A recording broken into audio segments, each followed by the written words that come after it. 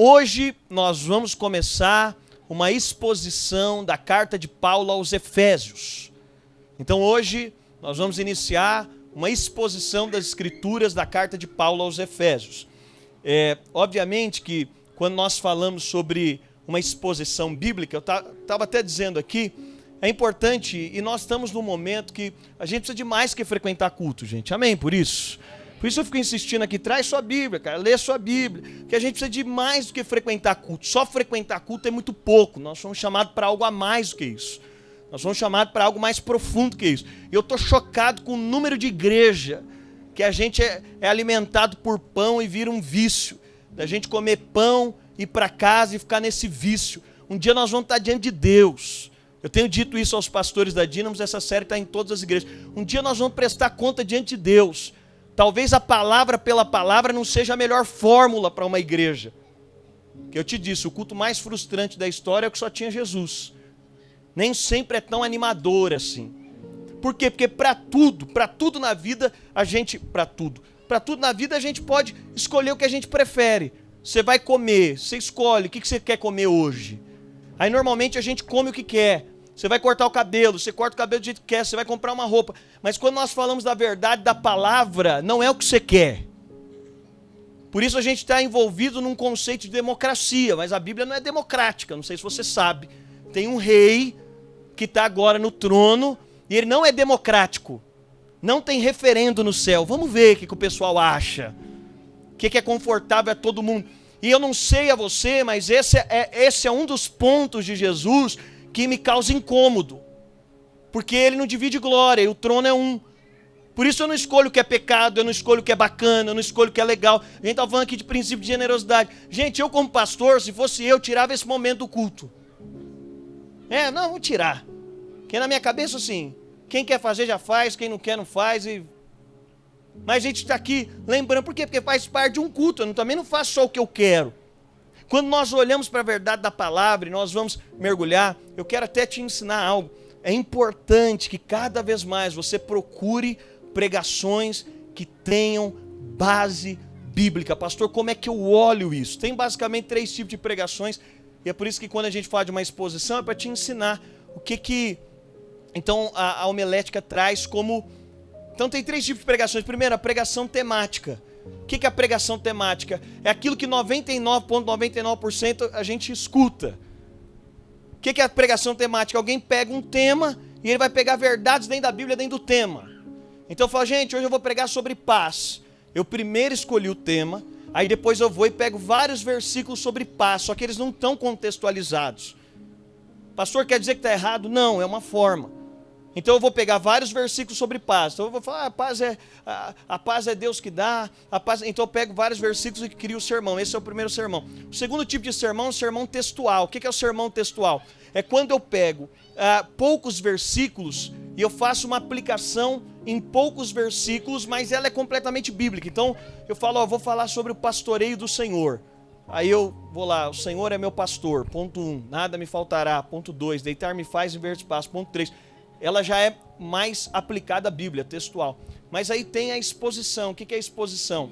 É quando a gente vai mergulhar no princípio que é o mais importante da interpretação bíblica, chamado princípio do contexto. A gente precisa de entender. Porque toda heresia sai da Bíblia, gente. É ou não é? Toda heresia sai da Bíblia. Assim, os absurdos que a gente ouve saem da Bíblia. Religiões são criadas em nome do quê? Da Bíblia. De um monte de gente fanática num pastor, mas não tem... Tem gente que é mais fanática de ouvir o pastor do que ler a Bíblia. Agora, a importância é que você venha aqui e volte para casa com vontade de ler Bíblia. Oxalá você olha e fala, pastor, acho que faltou você falar muita coisa. Sempre está faltando. Porque isso aqui tem uma profundidade tão grande. A profundidade das riquezas de Deus que é revelada através da sua palavra. E aí, quando nós falamos da exposição das Escrituras, e essa é hoje uma discussão nossa no contexto do Brasil, estima-se que na próxima década nós vamos ser metade da população brasileira. Aleluia! Mas de uma maioria de gente superficial. Você vira o camarada no domingo, depois do culto, torce ele, não cai nada. Mas por que a transformação, gente, culto de domingo não transforma a nossa vida em plenitude? Até a caixa de som concordou. Então, quando nós falamos da exposição das Escrituras, procure cada vez mais pregações que estão comprometidas com meditar na palavra. Que no final da pregação você fica com mais desejo de conhecer a palavra, não o pregador. Que no final do contexto você fala, eu quero a palavra. Por quê? Porque aí a gente não vai ser fanático por personalidades. Nós vamos nos tornar atraídos por Cristo. Esse é o desejo. E seja anátema qualquer um que usa a palavra, que não seja para isso, que o Senhor nos dê esse coração. Efésios capítulo 1.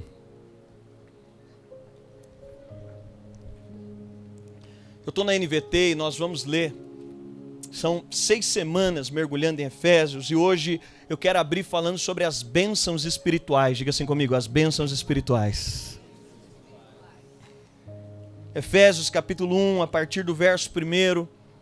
A Bíblia diz, eu, Paulo, apóstolo de Cristo, Efésios 1:1, pela vontade de Deus, escreva essa carta ao povo santo em Éfeso, seguidores fiéis de Cristo Jesus. Que Deus nosso Pai e o Senhor Jesus Cristo lhes deem graça e paz. Nós vamos ler o capítulo 1 inteiro e Paulo aqui, ele começa então dizendo, eu, Paulo, apóstolo de Cristo. Ele está escrevendo essa carta para uma igreja em Éfeso. E Paulo está escrevendo essa carta usando... E aqui é interessante porque quando nós falamos sobre o estudo, Romanos é uma série que inclusive já estudamos juntos. Romanos fala de uma série de profundidade. Romanos foi uma carta endereçada e Romanos tem tudo que intelectualmente alguém precisa para a compreensão do Evangelho. É como se Paulo aos Romanos estivesse falando ao nosso intelecto. É como se Paulo aos Romanos estivesse nos dando uma perspectiva profunda intelectual. É como se Paulo aos Romanos estivesse nos dando toda a abrangência. Romanos fala desse lugar de profundidade, mas Efésios fala de um lugar mais sublime.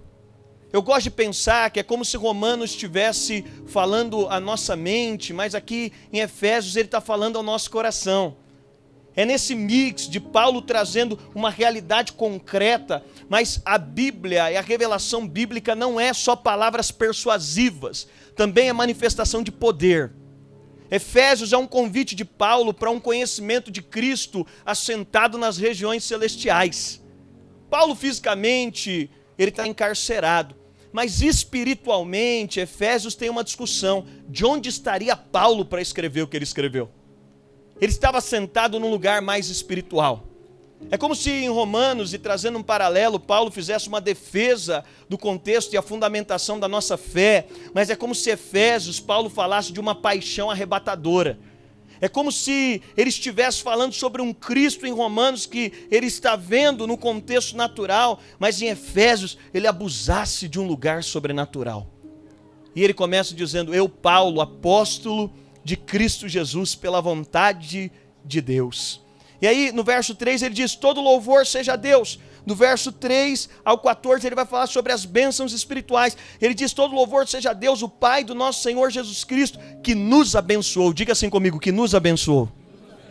Que nos abençoou em Cristo Jesus com todas as bênçãos espirituais nos domínios celestiais. Você sabe, esse é um dos versículos mais importantes para quem... Essa foi a primeira tatuagem que eu fiz na vida, vou revelar aqui. Efésios 1:3. Bendito nosso Deus e Pai de nosso Senhor Jesus Cristo, que nos abençoou. Diga comigo, nos abençoou. Que nos abençoou com toda sorte de bênçãos espirituais. Olha o verso 4. Aí Paulo começa a narrar quais foram as bênçãos. Quantos amam o fato de sermos abençoados? Diga amém. Ele começa a falar, mesmo antes de criar o mundo, Deus nos amou, Jesus amado, e nos escolheu em Cristo para sermos santos e sem culpa diante dele. Ele nos predestinou para si, para nos adotar como filhos por meio de Jesus Cristo, conforme o bom propósito, sua vontade. Verso 6, Deus assim o fez para louvor de sua graça gloriosa, que ele derramou sobre nós em seu Filho amado. Verso 7, ele é tão rico em graça que comprou nossa liberdade. Diga, eu estou livre. Ele é tão rico em graça que comprou a nossa liberdade com sangue sangue de seu Filho e perdoou os nossos pecados. Gente, enquanto eu estou lendo a palavra, não me deixa vibrar sozinho. Generosamente derramou sua graça sobre nós e com ela toda a sabedoria e todo o entendimento. Agora Deus nos revelou sua vontade secreta a respeito de Cristo. Nós conhecemos a vontade secreta que era Cristo, isto é, o cumprimento de todo o seu bom propósito, e o plano é esse: no devido tempo, ele reunirá sob a autoridade de Cristo tudo que existe nos céus e na terra. Verso 11, além disso, em Cristo nós nos tornamos herdeiros de Deus, pois Ele nos predestinou conforme o seu plano e fez com que tudo ocorra de acordo com a sua vontade. Verso 12, o propósito de Deus era que nós, os primeiros a confiar em Cristo, louvássemos a Deus e lhe dessemos glória. Agora vocês também ouviram a verdade, as boas novas da salvação. Paulo está falando sobre os judeus, mas agora nós gentios. E quando creram em Cristo, Ele colocou sobre vocês o selo do Espírito Santo. Quantos têm o selo do Espírito Santo? Ele colocou sobre nós o selo do Espírito Santo que havia prometido. O Espírito é a garantia de nossa herança até o dia em que Deus nos resgatará como sua propriedade para louvor da sua glória. Paulo abre cumprimentando. Vai do 3 ao 14 falando sobre bênçãos espirituais. E termina dizendo: agora eu oro para que vocês entendam o tamanho dessas bênçãos. Olha o que ele vai dizer agora a partir do verso 15. A gente pode dividir esse capítulo em 3 partes. O verso 1 e 2 ele cumprimenta, 3 ao 14 ele fala dessas bênçãos. Mas agora no 15 ele diz: desde que eu soube da sua fé no Senhor Jesus e do seu amor pelo povo santo em toda parte, não deixo de agradecer a Deus por vocês. Peço que Deus, o Pai glorioso de nosso Senhor Jesus Cristo, verso 17, lhe dê sabedoria espiritual. Diga comigo, sabedoria espiritual. Essa precisa ser uma oração nossa. A oração que Paulo faz aqui é a oração que ele vai repetir em outros momentos. Por espírito de revelação e de sabedoria. Ele diz: eu peço para que dê sabedoria espiritual e entendimento para que cresçam no quê, gente? No conhecimento dele. Oro para que o seu coração seja iluminado, a fim de que compreendam a esperança concedida àqueles que ele chamou e a rica e gloriosa herança que ele deu ao seu povo santo. Verso 19, também oro para que entendam a grandeza insuperável do poder de Deus para conosco os que cremos. É o mesmo poder grandioso que ressuscitou Cristo dos mortos e o fez sentar-se no lugar de honra à direita de Deus nos domínios celestiais. Agora, diga comigo, agora. O que é agora, gente? Agora é 2000 anos atrás, é agora de eternidade a eternidade. Paulo está dizendo, agora ele está muito acima de qualquer governante, e que os governantes da nossa nação escutem. Não há presidentes, prefeitos, governantes. Ele está muito acima de todo governante, autoridade, poder, líder ou qualquer outro nome, não apenas nesse mundo, mas também no futuro. Paulo diz, é agora, e ele continua dizendo, Deus submeteu todas as coisas à autoridade de Cristo. Não há 1 centímetro do universo que Cristo não tem autoridade. Não há lugar no universo que ele não possa entrar. Não há hospital que ele não possa tocar. Mas também não há palácio que ele não possa entrar. Ele diz, Deus submeteu todas as coisas à autoridade de Cristo e o fez cabeça de tudo para o bem da igreja. Verso 23 e último. E a igreja é seu corpo, ela é preenchida e completada por Cristo, que enche consigo mesmo todas as coisas em toda parte. Vamos orar por um instante. Pai, obrigado pela tua palavra, ela nos é suficiente, ela é vida para o nosso interior. Se nos reuníssemos e terminássemos agora, já seria o suficiente, mas eu oro pedindo ao teu Espírito, Espírito de revelação e de sabedoria no pleno conhecimento de Cristo. Eu oro para que o nosso coração seja iluminado. Eu oro, nós queremos isso. Se o apóstolo foi a esse lugar, nós também podemos ir. Se ele conheceu Cristo através de uma revelação mais profunda, esse é o nosso pedido. O Senhor pode fazer nessa manhã. Por isso captura a nossa mente, leva ela submissa, toca o nosso coração e aquece-nos. Abre os nossos olhos e revela-nos. Esse é o nosso desejo. Essa é a nossa oração. Quantos creem, diga amém. Paulo vai plantar essa igreja. O contexto dessa igreja, ela nasce, melhor dizendo, num contexto da terceira viagem missionária de Paulo. E a gente está falando de um período histórico aqui, 50 depois de Cristo. E o contexto dessa carta, Paulo está escrevendo a uma cidade, a uma grande cidade. E é uma cidade, a gente precisa de olhar. Eu sei que muitos dos problemas, a gente acha que os problemas são novos, né, gente? Os problemas não são novos. Paulo está lidando aqui com uma igreja que ela está inserida numa sociedade, a cidade de Éfeso, estima-se que ela tinha 500 mil de habitantes. Eu normalmente, quando leio a Bíblia, Paulo fala, gastei e me deixei gastar e preguei todo o evangelho naquela região e foi para outra, eu sempre pensei em cidade de 10 mil habitantes, que Paulo estava lá, passou com a charrete de som, né, anunciando, quem aqui já foi para o interior sabe, acontece muito disso, anunciando, e aí pregou o evangelho. Paulo ia muito à sinagoga, você vai ver que era um perfil evangelístico de Paulo, porque Paulo foi um judeu piedoso. Então Paulo voltava aos lugares dos quais ele foi aprisionado. Paulo perseguia cristãos em piedade. É o que a Bíblia chama de zelo sem entendimento. Por isso eu acho legal, a gente estava num tempo de evangelismo na Europa, a Europa passou por um período humanista, as gerações vão mudando, a geração passada foi muito humanista. Então você evangelizava na Europa e as pessoas eram muito humanistas, então elas não queriam saber de Deus. Mas agora a Europa é espiritualista, mudou, é a geração de agora. Então antes as pessoas não queriam nada de Deus, agora qualquer coisa que seja Deus as pessoas querem. Elas querem a pedra em cima da TV, elas querem, né, elas querem de tudo. Paulo vai utilizar a linguagem daquele povo, o contexto, e Paulo vai pregar, e Éfeso é uma dessas cidades que Paulo também vai esgotar a sua vida. Vai gastar os seus dias, ele vai pregar, são 500 mil pessoas num período que não tem tecnologia, são 500 mil pessoas num período que Paulo tem que fazer isso, e Paulo vai se desgastar nesse contexto. E aí Paulo agora, então ele vai escrever essa carta, e essa carta, ela tem um quê de profundidade espiritual.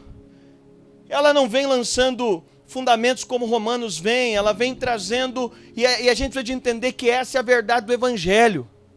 A gente fez uma conferência teológica no carnaval. Nem todo mundo deixa de viajar para ir numa conferência teológica. Talvez se a gente convidasse algum dos pregadores que são famosos na internet, mais gente teria deixado de viajar. Eu falei isso pro pessoal, conferência teológica. No carnaval. Mas a gente fez. E aí um dos pastores que veio, Marcondes, é um dos teólogos assim, que particularmente tem o meu respeito a nível do Brasil. E esse cara estava pregando teologia para a vida, foi a proposta dessa conferência. Porque eu acho muito doido, gente, como que a gente pode defender alguma coisa que a gente não tem profundidade. Você não consegue confiar naquilo que você não crê. É por isso que a Coreia do Norte foi o país com maiores igrejas no mundo. 20 anos depois, as igrejas estão todas em decadência. É por isso que eu celebro o que está acontecendo no Brasil, mas a minha pergunta é, qual é o nosso nível de profundidade diante de qualquer coisa que aconteça? Aí você fala, pastor, se vier perseguição. Não, irmão, perseguição é bênção para a igreja. Todos os países perseguidos, a igreja só cresce. O problema é quando a gente ganha facilidade. Não é perseguição. O que destrói o evangelho não é perseguição. Vamos ser sinceros, acontece um problema com você, o que você faz? Não sei você. Eu vim de 2 semanas com a Chloe doente, eu nunca tive tão crente. Não, eu não desejo que ninguém fique doente, mas vamos ser sinceros. Tem mais alguém igual eu? Irmão, eu estava clamando, minha filha, aí vem o médico falou, vamos tirar a chapa amanhã, vamos ver se amanhã. Irmão, até amanhã eu não como, não durmo, eu oro, eu faço campanha, eu resolvo o que precisa ser resolvido. Deus, é alguém que eu preciso perdoar, vou ligar agora. Né? Aí você começa a procurar, aí é uma beleza. E brincadeiras à parte, longe da acusação, o sofrimento é também uma pedagogia de Deus. Também faz parte de um processo pedagógico. Mas você sabe, o ponto e o lugar que a gente é convidado a estar, a esse lugar de conhecimento profundo de quem Cristo é um convite não do Cristo do Dênio.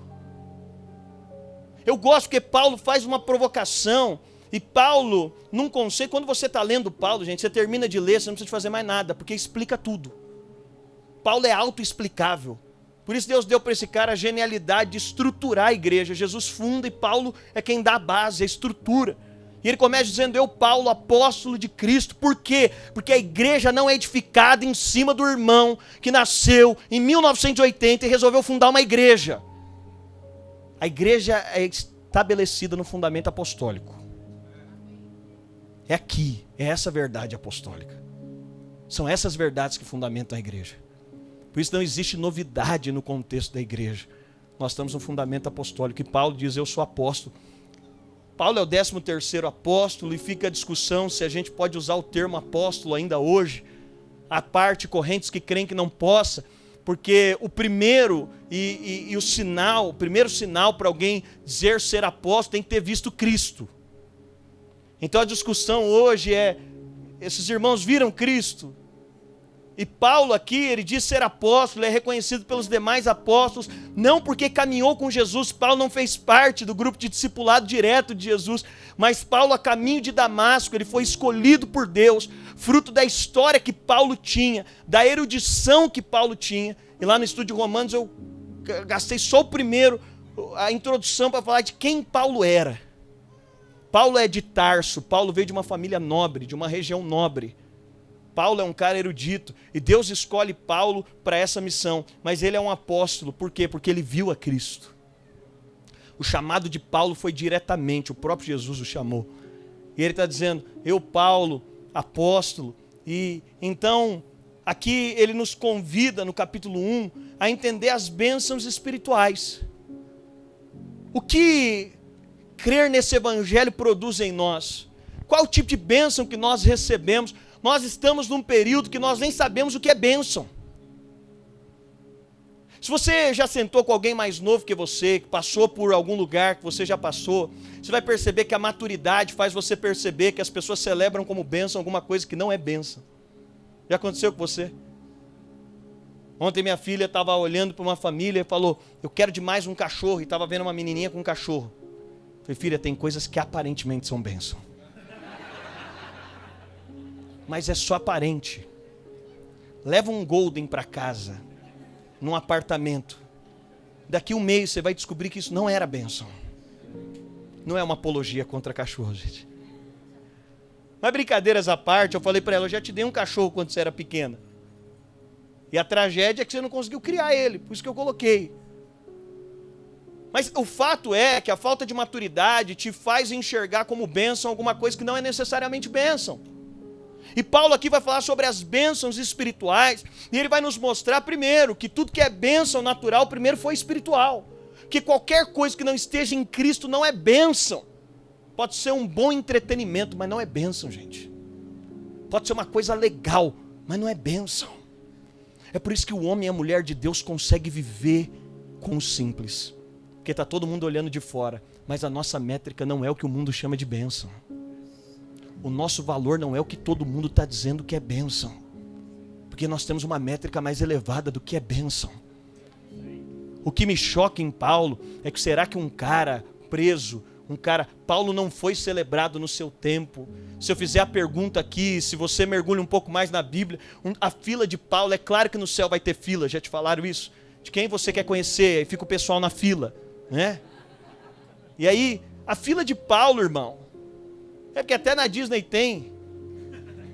Uma vez a gente estava andando lá num parque, a gente estava um calor, aí tinha uma fila sem fim.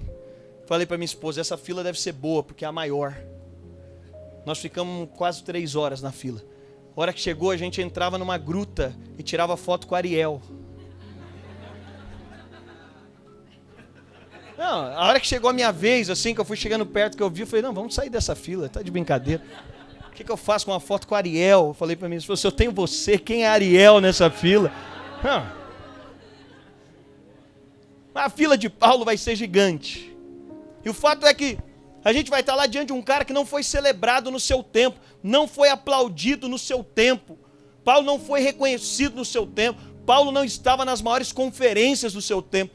Pedro teve esse lugar maior do que Paulo no seu tempo. Mas na fundamentação da igreja, esse cara gasta a vida. E agora Paulo vai nos falar sobre bênçãos espirituais a partir de uma vida. E aí já me causa um problema. Porque na métrica da teologia da prosperidade, Jesus não era um abençoado. Na métrica da teologia do bem-estar, que é a evolução que nós temos agora, pastor, eu vou na igreja, mas você precisa fazer tudo bonito para eu sair assim, muito bem. É na métrica da teologia do bem-estar, do consumismo, Jesus é o quê? Eu não sei, mas ele não é abençoado. E Paulo nos convida a partir desse lugar, e eu não sei você, gente, mas mais do que a mensagem, vale avaliar quem é o mensageiro. É ou não é? Quando alguém me fala alguma coisa, eu olho para o cara e falo, peraí, é automático. E quando você olha para a vida de Paulo, Paulo está nos fazendo um convite a mergulhar nas bênçãos espirituais. E esse convite de Paulo, ele começa no verso 3, dizendo, louvado, bendito seja nosso Deus e Pai, de nosso Senhor Jesus Cristo, que nos abençoou com toda a sorte de bênçãos espirituais nas regiões celestiais. Dada essa introdução, eu quero mergulhar com você em 10 bênçãos rapidamente que Paulo diz aqui. Paulo começa dizendo, bendito nosso Deus e Pai, de nosso Senhor Jesus Cristo. Interessante porque Paulo aqui, ele vai trazer, nos 6 primeiros versos, ele cita 7 vezes Jesus. Me parece que Efésios é escrito através de uma perspectiva de paixão profunda. É por isso que Paulo vai falar tanto sobre Jesus. E a grande questão também da nossa vida é o quanto isso é real para a gente. E não tem jeito, a gente solta as nossas paixões com muita facilidade. A gente passa a conhecer o que a gente é apaixonado sem obrigação, sim ou não? A gente passa a conhecer. Começa a gostar de um esporte, você vai entender tudo. Começa a gostar de uma profissão, você vai entender tudo. Paulo está falando de uma coisa que a paixão dele está colocando para fora alguma coisa que é muito real. Não é proposital que esse cara coloca 6 vezes Jesus nos primeiros 7 versos. Não é, ou melhor, contrário, 7 vezes Jesus nos primeiros versos. Não é. Ele diz, bendito nosso Deus e Pai, que nos abençoou. Diga assim comigo, nos abençoou. Paulo toma aqui de uma realidade, nós passamos tempo demais da nossa vida insistindo para Deus nos abençoar. E Deus passa a vida inteira nos convencendo que nós já somos abençoados. É nesse lugar aqui, Paulo diz, olha, ele já nos abençoou com o quê? Com todas, diga comigo, todas.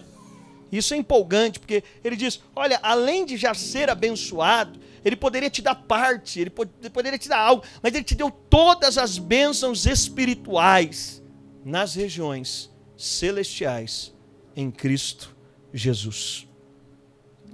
Mas aí Paulo diz, o que é bênção, pastor? É um favor que você não merece. E ele vai explicar aqui, nenhum desses nós merecíamos. Assim, sempre que alguém fala, não, você merece, é uma frase que eu não gosto, parece que meu ouvido fica... Porque de verdade nós não merecíamos. Mas Paulo, ele vai falar que essas bênçãos, elas estão em um lugar. Aonde estão essas bênçãos? E aí entra algo, o que a gente definiu para dizer que nós somos abençoados? O que a gente colocou como métrica para dizer eu sou abençoado? Ele diz a bênção está em Cristo Jesus. Então se você tem Cristo Jesus, você é abençoado. Mas a gente gosta de criar outras métricas para definir o que é ser abençoado. A gente gosta de criar outros parâmetros para definir o que de fato é ser abençoado. O que é ser abençoado? O que é ser abençoado é ter a Cristo Jesus. E quem tem a Cristo Jesus tem toda a sorte de bênçãos espirituais. Esse é o nosso valor. Talvez você ache que não valha tanto. Mas um dia você vai descobrir que é tudo que você tinha. Você sabe, um dia não vai durar muito tempo. Esses dias eu estava conversando com um amigo, ele viu um assalto dentro do shopping. E aconteceu que a pessoa tentou reagir e esse assaltante atirou nessa pessoa, infelizmente. Ele chegou na cena, ouviu o barulho, chegou na cena, e a pessoa, a vítima, estava no chão. Essa pessoa, ele já percebeu que não ia dar tempo de chegar ao resgate. Você sabe, naquela hora pouco importa o carro que você tem. O saldo bancário desse cara também não tem tanto valor assim. Não estou dizendo que isso não seja importante, mas para aquele momento. Ele falou, cara, a única coisa que eu fiz, que eu fui tomado pelo Espírito, eu fui lá, peguei aquele cara, o cara estava dando os últimos suspiros, eu falei para ele, cara, você tem certeza da sua salvação? E ele falou, não. Aí ele falou, ele pregou o evangelho para o cara em 30 segundos e falou, você quer aceitar Jesus? Porque não é à toa que eu estou aqui, que tudo aconteceu aqui. E o cara falou, quero. E aquele cara confessou Jesus. O que Paulo está dizendo é que todas as bênçãos estão em Cristo. Que a plenitude da vida está em Cristo. Que a coisa mais importante para nós está em Cristo. Então por que não perseguir a Cristo com tudo que temos? Por que não conhecê-lo com toda a profundidade que temos?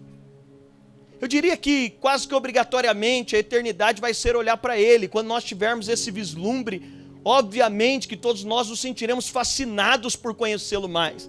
Porque o céu não se trata de uma obrigação. Mas por que não agora?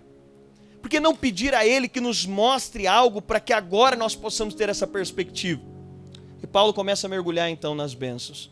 E a primeira bênção, no verso 4, Paulo diz que Ele nos amou. Diga assim comigo, nos amou.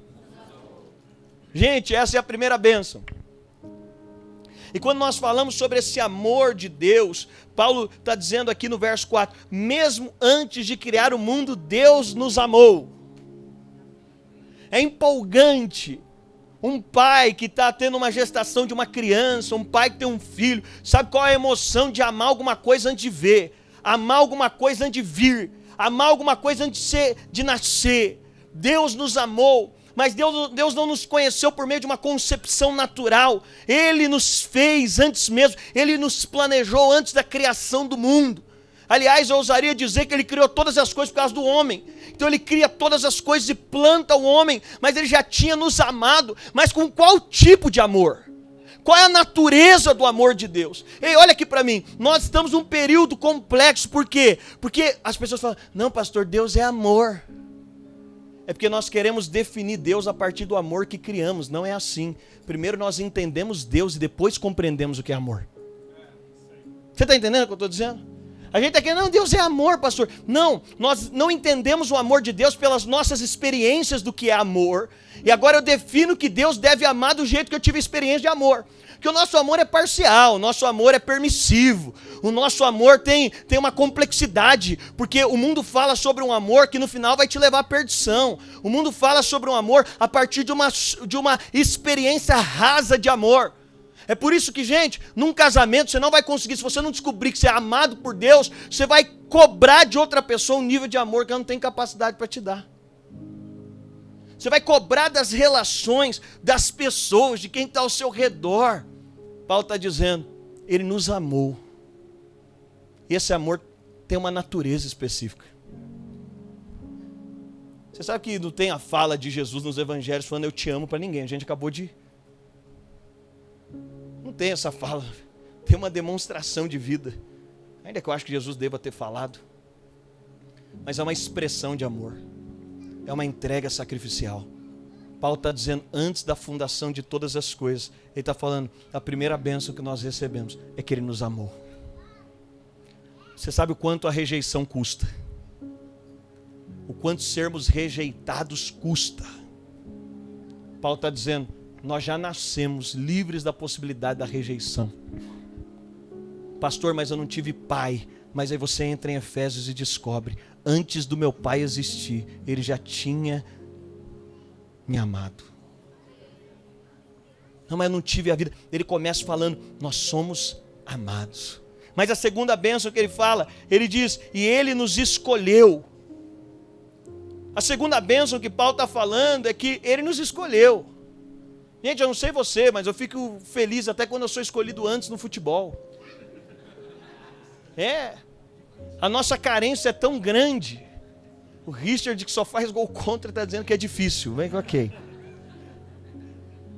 A nossa carência é tão grande que eu não sei você, mas como é prazeroso ser escolhido. Quando na empresa alguém diz, você vai ser escolhido para ser promovido. Quando alguém diz, olha, tinha tanta gente, mas eu te escolhi. Por que o casamento é um negócio tão legal? Porque eu olho para minha esposa, ela podia escolher tanta gente, me escolheu, não sei se ela sabia de tudo, mas me escolheu. Por que nas relações? Porque essa escolha de Deus é uma escolha consciente de Deus. Deus te escolheu. Talvez você fale, mas nem eu me escolheria. Bem-vindo ao time. Se você ainda não tem essa consciência, um dia você terá. De falar, nem eu me escolheria. Você sabe, esses dias eu estava meditando sobre Pedro. Aí eu sempre digo, sempre que eu vou numa reunião mais quente que tem um Pedro, eu falo, a gente adora Pedro, só não quer ter um na sala. Não é? Aí eu fui para casa meditando, eu estava numa reunião e estava assim meio... Eu estava numa reunião, fui para casa, eu falei, Senhor, não é possível. Aí Deus falou, você viu essa cena? Pedro era muito pior que isso. Eu falei, não é possível que você escolheu esse cara. Não é possível. É um atraso de vida escolher um cara igual Pedro. Mas mais atraso ainda é escolher um cara igual o Dênio. Mas ele me escolheu. Sabe, isso nos traz consciência de que Deus acredita em você. De que Ele olhou para você, Ele te escolheu. Gente, a gente não pode desperdiçar a única vida que a gente tem, não. A gente não pode perder tempo na única vida que a gente tem, não. Você é escolhido por Deus. Ele te escolheu. Ele olhou para você e Ele escolheu você. Sabe, isso fala de inclusão. Mas aí Ele fala de uma terceira bênção. Ele diz, Ele nos predestinou, no verso 5. O que é a predestinação? É criar algo com um propósito exclusivo. Algo predestinado é algo que já foi criado com um objetivo. Isso aqui está predestinado. Isso aqui tem um objetivo. Quando fala sobre predestinação, é a razão pela qual algo existe. Nós somos predestinados para quê? Para Ele. Ele já nos criou com um objetivo. Ele já nos criou com a clareza de algo que seríamos. Ele já nos criou com uma direção. Você pode correr. Você pode tentar negar. Mas você foi predestinado. A sua criação tem um propósito. E pode dizer, seu coração vai ficar clamando por isso a vida inteira. O nosso espírito, porque essas bênçãos não são naturais, seu espírito vai ficar clamando por isso a vida toda. Para o lugar do qual você foi predestinado a viver. Ele está dizendo, e Ele nos predestinou para quem? Para si.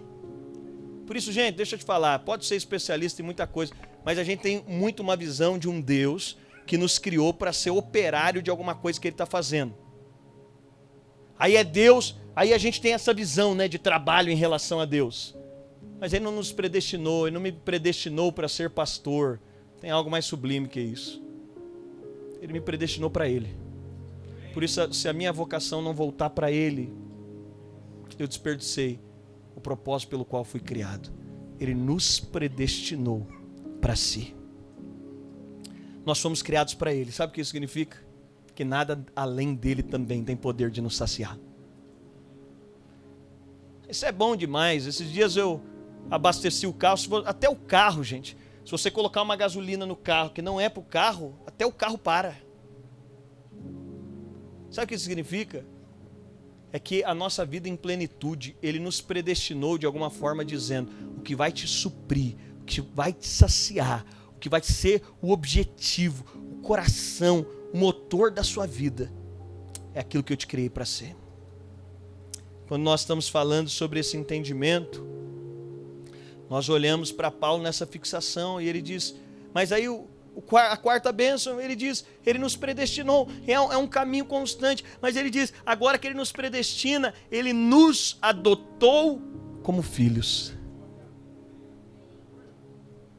Sabe, Paulo vai usar a figura da adoção algumas vezes, ele usa lá em Romanos 8, ele está usando aqui novamente. Pastor, qual que é a diferença de ser filho e ser adotado? Lá em casa a gente tem essa proximidade muito grande com a adoção, né? Porque na verdade nós viemos de uma geração onde os pais não diziam para os filhos que eram adotados, era uma cultura. Os meus 2 irmãos mais velhos são adotivos por parte do meu pai. Eu fui descobrir isso, eu tinha 12 anos. Meu irmão foi descobrir, ele já era maior, minha irmã já era maiorzinha, então ela já sabia. Mas de alguma forma eles pediam para não contar. Era a forma com que lidavam, eles só estavam lidando com como as coisas funcionavam. Mas você sabe, hoje, talvez você acompanhe a Esther, a Duda ainda é pequena, mas ela tem completa consciência, desde 1 ano de idade que ela chegou, que ela é adotada. E em todo o tempo eu vejo a Esther ensinando para ela o que Paulo está nos ensinando aqui. Sabe, uma coisa é ter um filho natural. Um filho natural não é por opção. É maravilhoso ter filhos naturais. Mas você aceita o que vem. Por quê? Porque você não escolhe. E aí, desde pequenininha, a Esther ensinou isso para a Duda. Quando alguém falar sobre a sua história, você pode falar, eu fui escolhida. Você entende a associação entre ser escolhido e ser adotado? Minha mãe me olhou. E ela pode até pegar no pé dos outros. Minha mãe me olhou. Você não teve o que fazer. Você, do jeito que veio, tiveram que aceitar. Eu não. Eu fui escolhida. Você sabe, mas quando Paulo está falando sobre um processo de adoção, de um Deus que nos escolhe, é um Deus que nos escolhe também num processo de adoção, sabendo os nossos desafios, conhecendo a nossa história, não estando enganados em quem somos. E essa consciência é tão profunda. Fala, pastor, é só a bênção, eu sou adotado. Não, você não entendeu ainda o que é um filho por adoção. É que você não tinha pai. Agora você tem um pai. Você não tinha um lar, agora você tem um lar. Você não tinha uma casa, agora você tem uma casa. Todos os desdobramentos de uma adoção natural é que Paulo está tomando posse para dizer, foi isso que ele fez conosco. Esse é o trabalho de Deus em Cristo, nos abençoando e nos adotando. Agora o que gera isso em nós? Gera plena segurança. Um casal que é vinculado a Dínamos, eles estão num processo, acabaram de adotar 3 crianças.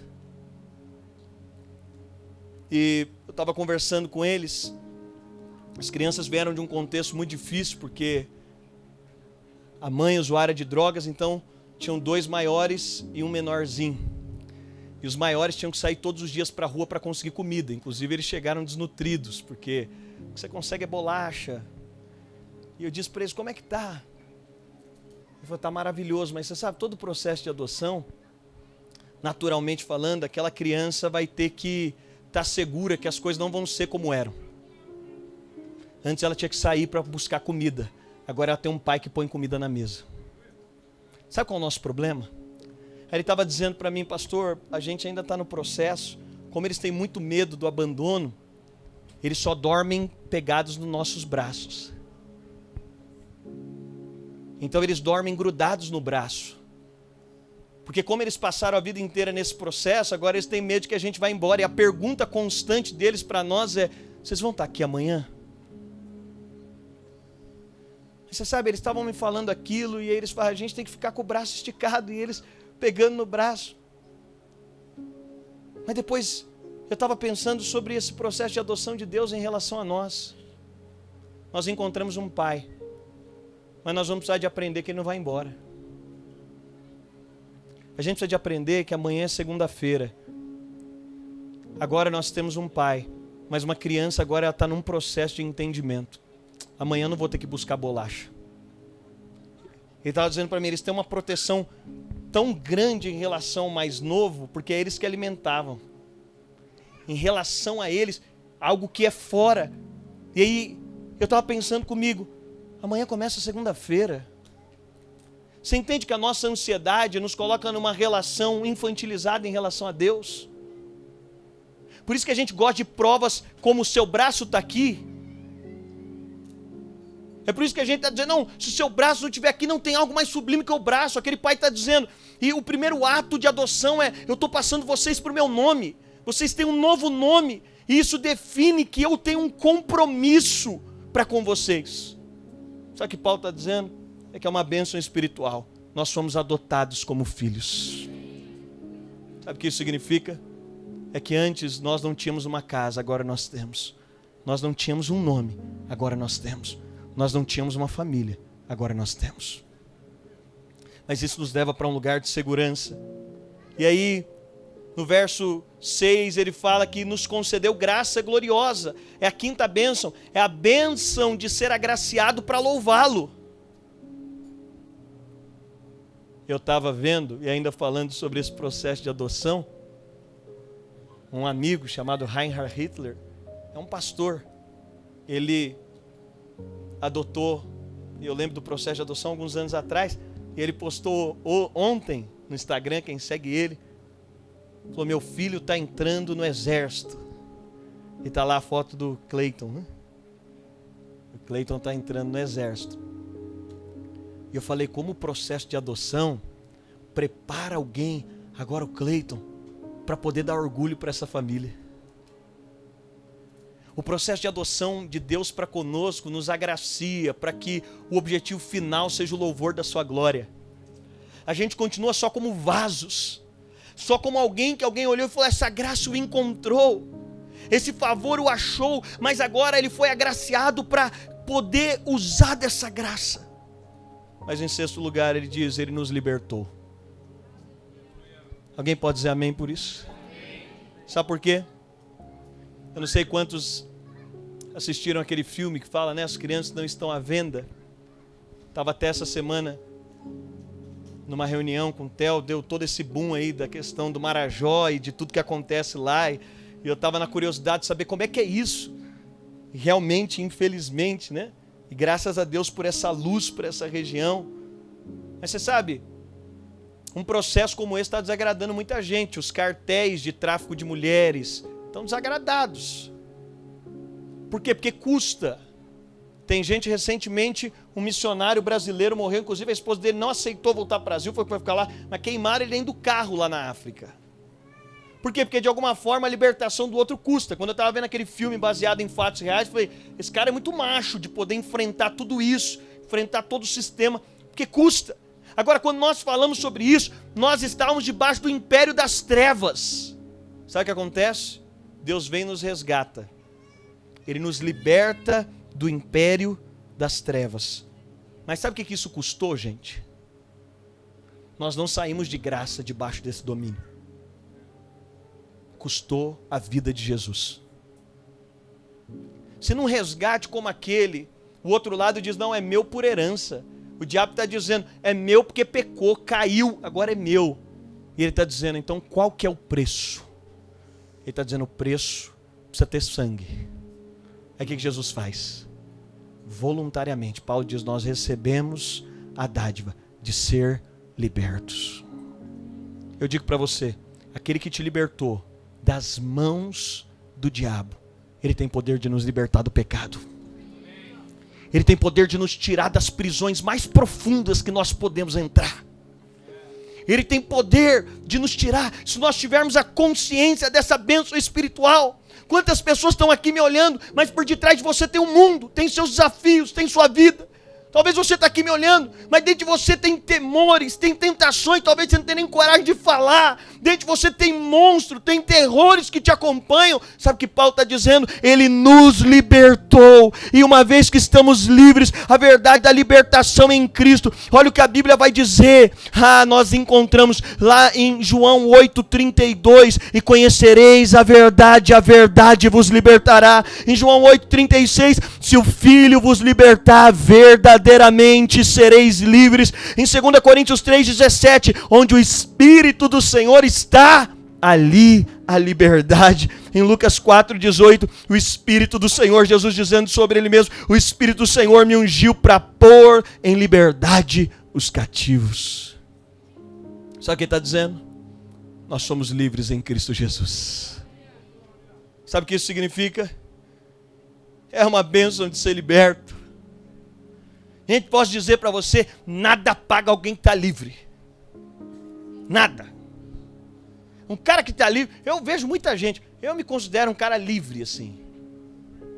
Aí você olha para a vida das pessoas, você acha maravilhoso a vida de todo mundo, mas cara, é tão bom você não estar em dívida com ninguém. Por quê? Porque eu estou em paz com Deus. A figura de estar em paz com Deus, a gente está cantando muito isso, teologicamente estar em paz, era alguém que você tinha uma guerra antes e agora ele vem e estabelece paz. Porque nós estávamos em guerra com Deus, nós estávamos distantes de Deus, mas agora nós estamos em paz. Aí ele fala sobre a sétima bênção, a bênção de ser perdoado. Vamos ser sinceros, para mim seria difícil viver com um cara que deu a vida por mim, ele me resgatou, eu estou aqui agora com ele, mas eu estou debaixo dessa dívida. Eu estou debaixo dessa pressão. Aí o que ele faz? Ele nos perdoa. Ele diz, você está perdoado. Agora já não tem mais condenação. O perdão de Deus é a fonte de paz, leveza, alegria. Nada pesa mais do que a acusação. Sabe, a vida com Deus é uma vida onde nós temos paz com Deus. Porque nós fomos perdoados. O perdão de Deus não é igual ao perdão que às vezes as pessoas nos dão. Sabe aquele perdão de que assim, ó lá, hein? No meio de alguma coisa intensa eu posso lembrar. Ou mesmo aquele perdão, às vezes alguém quer nos perdoar genuinamente, gente. Já aconteceu com você. Você quer perdoar genuinamente, mas o seu emocional não permite. Você está preso àquilo, você está se relacionando com a pessoa e está lembrando daquilo. Não, o perdão que Deus nos dá, a Bíblia diz que Ele lança no mar do esquecimento. Qual o nível de perdão? Paulo está dizendo, não vem se relacionar com Deus com base em acusação. Ele nem lembra. Não vem para a relação. E quando? Agora não há nenhuma condenação. Pastor, mas 15 minutos atrás, agora já... Mas pastor, agora já há liberdade. Mas ele termina dizendo, a 8ª bênção, a bênção de nos ser concedida sabedoria e entendimento. Paulo fala sobre essas 7 bênçãos, ele termina dizendo, agora a gente precisa de sabedoria. A gente precisa de entendimento. Para poder compreender, para poder discernir o tamanho disso. Quantos querem revelação e sabedoria nessa manhã? Nós precisamos disso. E aí ele fala no verso 11, a 9ª bênção, a bênção de ser herdeiro. Ele diz, e ele nos fez herdeiros. Eu não sei você, semana eu fui numa reunião com Davi, de alguém muito poderoso, e estava lá o herdeiro junto. Estava lá o camarada, e aí tinha um rapazinho. Ele falou, tá vendo esse rapaz? É meu herdeiro. Eu não sei você, mas me dá, poxa vida, Deus, podia ser eu num lugar desse. Assim, na boa. Pô, na boa, assim, chegar de Audi blindada, com segurança, tudo. Assim, podia me ajudar, dava uma força na vida, dava ou não dava, gente? Você sabe, toda vez que a gente olha para herdeiro, eu não sei você, mas me dá um senso de privilégio que esse cara teve. Dá ou não dá? Dá um senso de olhar para o cara e falar, esse cara está acima dos outros. Porque ele já começou acima. Paulo diz, nós somos herdeiros de Cristo. Ele não só nos adotou, ele diz, você vai ser herdeiro de tudo que eu sou. Você vai ter tudo que eu tenho. Eu vou te dar tudo gratuitamente. E ele fecha dizendo, que ele nos fez adorador, lá no verso 12. Para que, pastor, tudo isso? Para que tanta bênção? Para que Deus nos entregou tudo? Para que Deus me deu tudo? Tem um objetivo final. O objetivo final de todas as coisas é, devolva tudo para Deus. O objetivo final é que nós fomos criados para adorá-lo. O objetivo final é que não tinha nada na nossa mão. Ele coloca uma coroa na nossa cabeça e diz, agora se prostra e entrega a coroa que eu te dei. Qual que é o objetivo final de tudo que temos? Por que Ele nos fez assentado com Cristo? Por que Ele nos deu todas as bênçãos espirituais? Com o objetivo final. O objetivo final é que agora nós possamos devolver a Ele todas as coisas. Sabe, John Stott faz um comentário sobre Efésios e ele diz que Paulo estava impregnado, fixado e apaixonado por Cristo. Sabe qual que é o objetivo final? O objetivo final é a nossa vida ser uma vida tão plena que nós estejamos tão livres para adorá-lo na medida que ele deva ser adorado. Eu não sei vocês, mas às vezes você está tão preocupado que você não consegue trabalhar. Já aconteceu com você? Você está tão preocupado, você fala assim, cara, nem consigo trabalhar porque eu estou tão atordoado. Já aconteceu? Já aconteceu dentro do seu relacionamento, casamento, você fala, cara, estou precisando de um tempo, porque a coisa está tão confusa aqui comigo. Já deve ter acontecido com você, às vezes já aconteceu comigo, hoje não vai dar para eu pregar, porque eu não estou legal, não está bacana. Eu vejo as bênçãos espirituais que Paulo propõe como algo mais ou menos assim, Deus dizendo, eu vou te dar todas as bênçãos espirituais em Cristo, para que você esteja tão bem. Porque até para adorar Ele está dizendo, eu vou te dar tudo, para você estar tão pleno, para você poder me adorar. E aí a sua vida vai ser um canal de adoração. Seus dias vão ser um canal de adoração. Sabe, é como se Ele limpasse o nosso coração para dizer, agora você está apto. E não apto por conta daquilo que você fez. Essas bênçãos espirituais, sabe o que é legal? É que ela não tem pré-condições. Pastor, o que eu faço para recebê-las? Primeiro, conhece. Segundo, crê. Primeiro você conhece. Quais são as bênçãos de Deus para mim? E depois você crê. Eu creio nisso aí. Eu creio que tem plenitude de bênção para mim. Eu creio que eu estou assentado. Eu creio que Ele me amou. Então, se eu me sinto não amado, não é nos braços de uma mulher, não é nos braços de um homem. Se eu não me sinto amado, não é no favorecimento humano. Se eu não me sinto amado, não é quando alguém vai falar para mim: ei, Denis, você é um cara demais. Não, eu sou amado. Eu creio. Eu me aproprio dessa verdade. Eu quero vivê-la. Eu creio que Ele me adotou. Eu fui adotado. Sabe, o convite bíblico Paulo termina dizendo: agora nós podemos adorá-lo, porque nós temos paz com Deus. Agora, por causa da paz que temos com Deus, podemos adorá-lo na dimensão do que Ele deva ser adorado, na beleza do que Ele deve ser adorado. Não simplesmente uma expressão do nosso coração, mas uma devolução. E ao nos ver adorando, Ele está sendo glorificado. Porque nós não éramos dignos de adorá-lo. Mas agora, a nossa contemplação é só um retorno a tudo aquilo que Ele fez por nós. Aí Paulo diz: eu oro por revelação e sabedoria, para que nós possamos compreender esse mistério tão profundo. Sabe, eu quero orar com você. Nós vamos ceiar. E hoje, eu queria que a gente ceiasse, simplesmente nos apropriando disso. Onde estão essas bênçãos em Cristo? Eu digo para você que a gente vai achar que Cristo é pouco demais. Se você não achou em algum momento da vida, talvez algum dia você ache. É aquela nossa frustração, né, de João Batista que eu já falei aqui. É só isso. Eu me recordo e eu quero orar com você sobre essas bênçãos espirituais. Eu me recordo e imagino que a Bruna já tenha falado aqui, e a gente vai ceiar. Mas quando a Bruna era pequena, ela teve um problema, ela precisaria fazer uma cirurgia. É isso, né, Bruna? Me ajuda aí. Eu conheço você melhor que você mesmo. A Bruna precisava de fazer uma cirurgia. E... não, eu não vou contar da cirurgia, eu vou contar outra só. A Bruna, quando era pequena, ela... e essa é isso que eu queria falar. Não, todas são reais. Ela não estava conseguindo dormir à noite, a família dela não era cristã, e ela via um demônio todos os dias no quarto, uma bruxa. E na hora dela dormir, aparecia essa bruxa no quarto. E aí ela começou a ficar com muito medo, a família meio apavorada. Se você tem filho pequeno, você sabe o que uma situação como essa pode produzir.